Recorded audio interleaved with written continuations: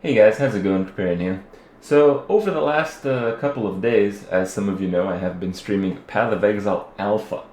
And, I can't stream all of the alpha, but within the part that I can stream, I've shown a lot of people some pretty cool things and some insight to what the guys over at Grinding Gear Games have planned for the Path of Exile world.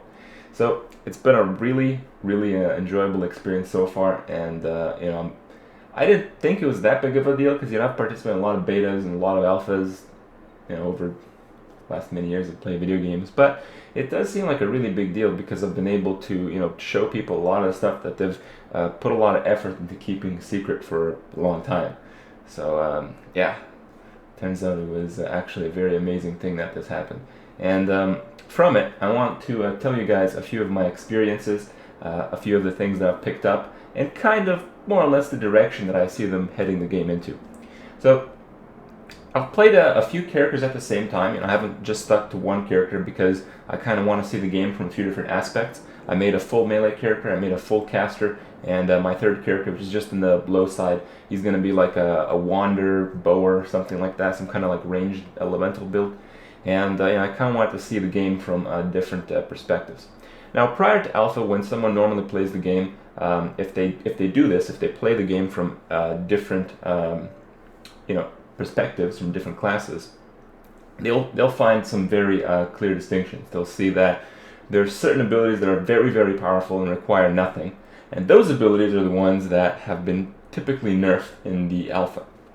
There's a lot of talk about the nerfs and all that, and how people's builds are destroyed. There's no good builds out there anymore. Well, my viewing on that is that there was such a clear distinction between what was really powerful and what was mediocre or just barely viable. And what they really did is they took away the really powerful stuff. And typically those were specs that required nothing. Specs that you could play that, the auras, they pretty much made your character. If you had a lot of auras, you really didn't need that much gear. Another one was the totems. If you had like two spellcasting totems with Spark and Fork, and they just pretty much annihilate the screen, you wouldn't have to do anything. No gear requirement, and even when you get gear, you become even more powerful because when you get gear, you can go CI, you can have like a ridiculous health pool. Just a crazy amount of strength in some of these builds, and these builds were really reduced. They really held back CI. They took apart the dual totem Spork spec for a good reason too. And they did a few more adjustments to some of the overpowered range abilities, like the chain gem, the fork gem, and the aura stacking thing. They adjusted those a little bit, and what I really see that they did is they solved the problem where a lot of people will just make a very specific kind of spellcaster, a very specific kind of bow user, and you pretty much have a no comparison with the melee. When we did the 1 week race, there was only one class in our little setup that we weren't so sure about. That was a Marauder.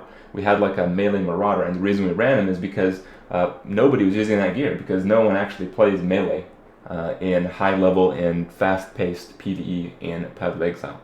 So even still, even with him getting all the gear and stuff, he still couldn't farm as effectively as any of us, and his risk was higher because he had to be next to the mobs where we didn't. We had range, we had totems, we had pets, we had many barriers in between us and the part that actually kills us, where he didn't, and his damage really wasn't any better. In fact, it was worse. So they've really addressed this point. They haven't made melee any better, really, but comparatively they have, because they've nerfed a lot of the ranged builds, a lot of the cheesy builds that require nothing, just the spec itself.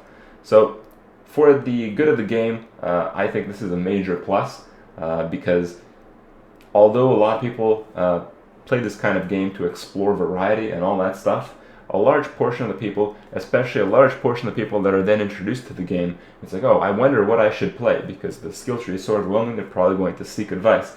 Someone will tell them, oh, well, you just go dual Spork totem, and you just finish the game very easily. They didn't want that. So on the balance front, I think they've done a really good job. Obviously this stuff is not fine-tuned, but I think they've understood the problems well enough that we'll have a very good result when open beta comes out. Secondly, although I've played the game a lot, although I understand the game very well, more so than most other people, I've played pretty much anything there is to play. I kind of know what's required to beat the content. And I can tell you a few things here. Out of the content that you have seen me play, you've seen me get destroyed in some of these zones. I'd walk into like Act 2 Cruel and get two-shotted on my tank duelist with cap resists.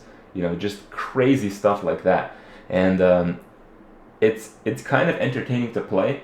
It's a little bit daunting because, prior to this, I was playing closed beta, and it was so easy because I knew what the really good specs were, and I knew exactly what the mobs did. But not knowing and having those good specs taken away, having the gear taken away, the game is ridiculously hard.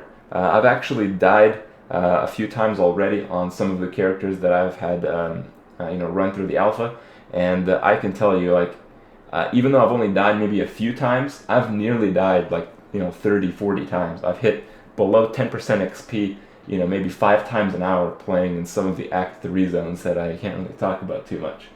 But all in all, it seems that the game is going to be really, really difficult on the PvE scene, and it'll be very meaningful when players are able to, pass through it, as opposed to now where you kind of have the expectation to pass through it very easily for, some.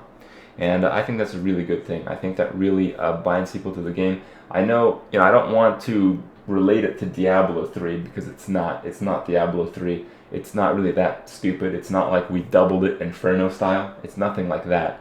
But you know what? It's kind of the same feeling in terms of difficulty. For a person like me, I know it's possible, but I like to try to get there first. In Path of Exile, you can kind of farm and get good gear, and if you wanted to go slowly at it, you can pace yourself and make it without dying without too much of a problem, I think. But for a person like me who wants to get there right away, hitting that barrier definitely comes on again and again and again. And I really love that feeling of, doing the content that could kill me nearly instantly and just trying to rush through it. I know a lot of people think, grouping makes the game a lot easier. Yes, it does. But because of the nerfs and changes they've made with the builds in the beta, grouping is not going to be as successful. Because prior to the open beta being released with the changes from the alpha, a lot of people just use like spark totems and shit like that. And the reason groups are so much easier was not necessarily because they did more damage relative to the mob's HP, which they did, don't get me wrong, but it was because there was a stacking defensive barrier. Half the people that were in your group had 2 totems. The other half had 3 pets. Some of them had like 7, 8 pets. Some of them had like 15 pets. So there's this like wall of garbage that's between all the ranged players in the group and the monsters. So you just have free DPS time all day. And it's not going to be as easy because the mobs are going to be harder, and because these range specs are not going to have all these defensive barriers as well as having the damage that they had in closed beta. So it's a very interesting dynamic where I think people may actually choose to solo and rightfully make that choice where by themselves, by their own character, because of their experience or what kind of build they think they can run through the game, they can actually be more successful in a group on the first few runs. I think that's possible, and I think that's a really cool thing. And there's a few more things that I might update you guys about the alpha. I might show you guys some footage, all that. I just got to get that all confirmed because this has been a really big thing, and I don't want to piss it away by annoying some of the devs by showing some stuff I'm not allowed to show and all that good stuff. So there's going to be some more talk, some more working on the nerfs. I'll probably give you guys some tips on what I think are going to be some of the most successful specs out there, because I know a lot of you are basing your decisions on what's in the closed beta, and that's not really viable after a lot of these changes would go through. So we'll see what goes on, and I'll try to keep you guys updated. I'll see you tomorrow, guys.